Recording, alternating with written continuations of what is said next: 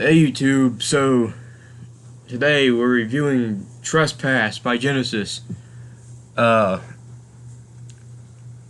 the second studio album by Genesis. Well, many consider it the first proper album, because, well, many people don't really count it as one of their studio albums, because the first album from Genesis to Revelation, because it's way different than anything else they did, and doesn't hold a candle to the rest of it.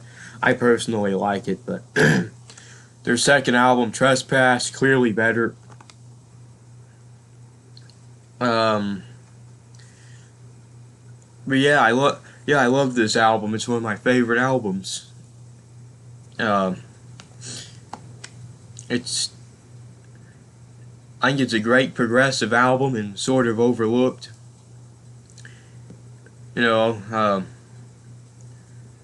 they were like 19 years old when they did this album, which is pretty impressive. Uh, they'd just gotten out of school, I think, doing an album like this. I mean, try doing that now. I mean,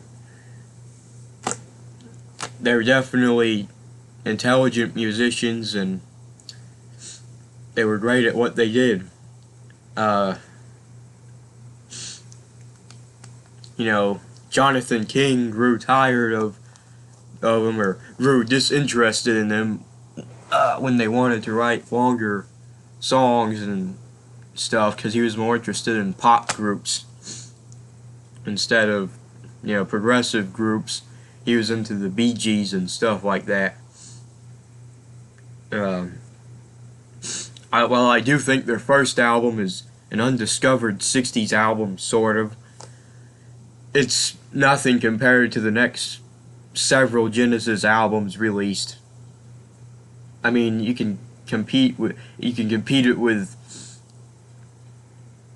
the three member era stuff, but from Trespass to Wind and Wuthering, I always say that wrong. Those albums are clearly better than their first album, but Trespass, sometimes it's my favorite Genesis album. It's definitely in my tier 1. I was gonna say that till the end, but it's in my tier 1, okay? It's in my top 4. It's one of 4 Genesis albums, or even could be more than 4, I don't know. That could be my favorite. And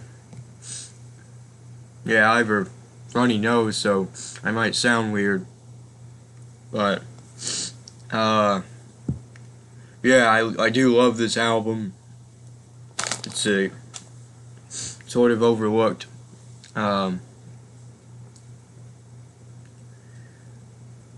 So starts out with Looking for Someone. Right away you can tell they've changed into a better group.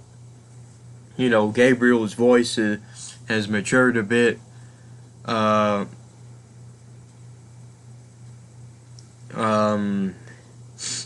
Anthony Phillips' guitar playing has become more advanced by this time. Tony Banks says, you can definitely tell Tony Banks is an even more, how do you say this, however the heck you say it, virtuous, I don't know, that word used for a really good musician. Yeah, this is some of Banks' best work. And Mike Rutherford, Tony Banks, and Anthony Phillips' use of this 12-string guitar. And I even think the drummer on this album, John Mayhew, I think he's a good drummer. Would have been interesting if he did more with him, but I guess they needed Phil Collins.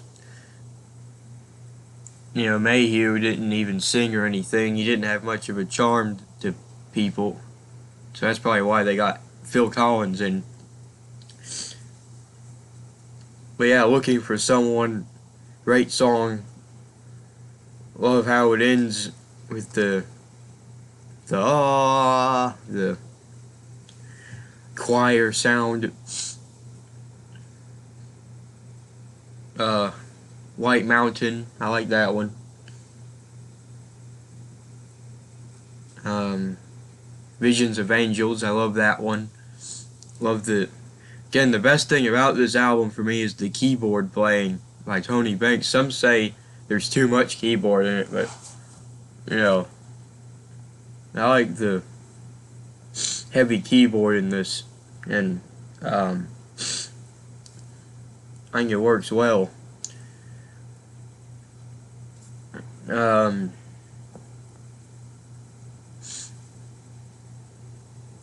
but yeah, I love Visions of Angels.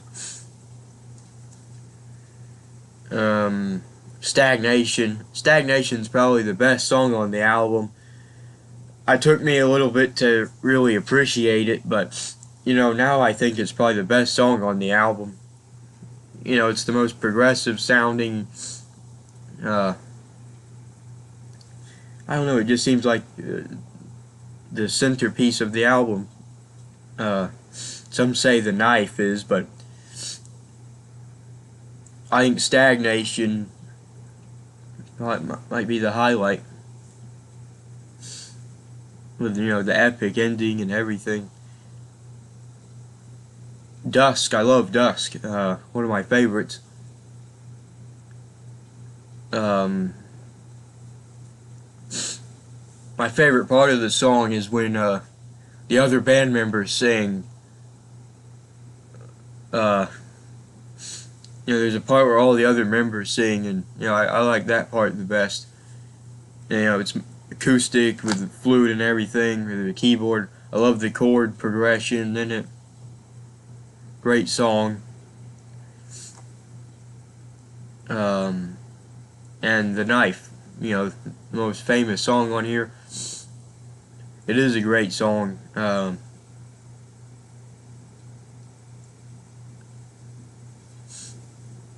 You know, most say the live version on Genesis Live is better, but I don't know. A lot of times I take studio versions over live versions. Like this song, I'd probably just stick with the studio version. But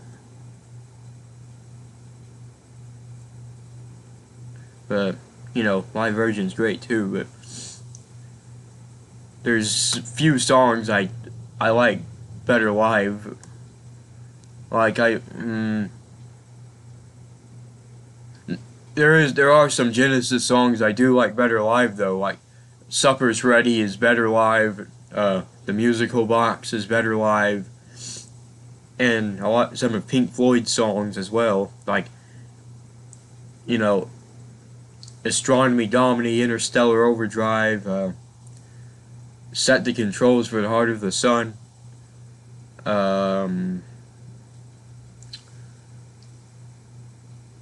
Yeah, to name a few.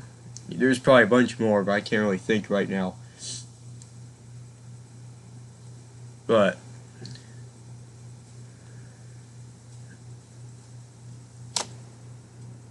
yeah, I love, you know, The Knife is a cool song to put at the end.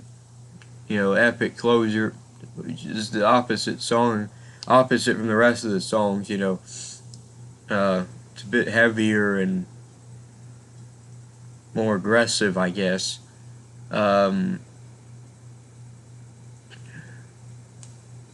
But yeah, you can tell Genesis has turned into a better band by this point. And after this album is,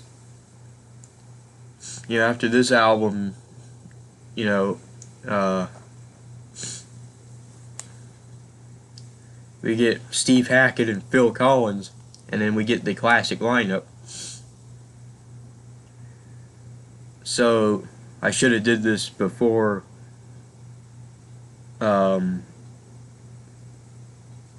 I did the review, but you know me, I'd never prepare the rating for it. too lazy to prepare for stuff like this.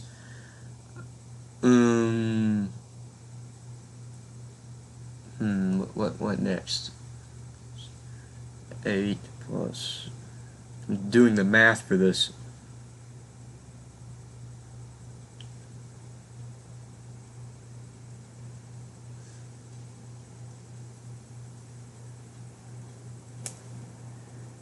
Bear with me, guys.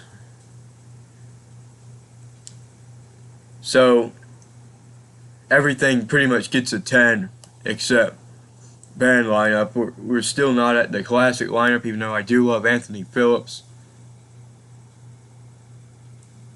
I started to debate whether I should put band lineup in it or not. Because this got a 9.5. It deserves a higher rating than that. But if you take that away, you get a 10. So, either gets a 9.5 or a 10. I don't know if I'm going to keep the same criteria or not. But, it would get a high 9 to a 10. I don't want to give it a 9.5. That's too low for me. Because I do love this album. It's one of my favorite albums ever. But we'll see. We'll see what happens. But you get the picture. Right off the bat, I'd give it a 10. So let's just keep it at that. So anyway, that's the end of this review for Trespass. Leave your comment.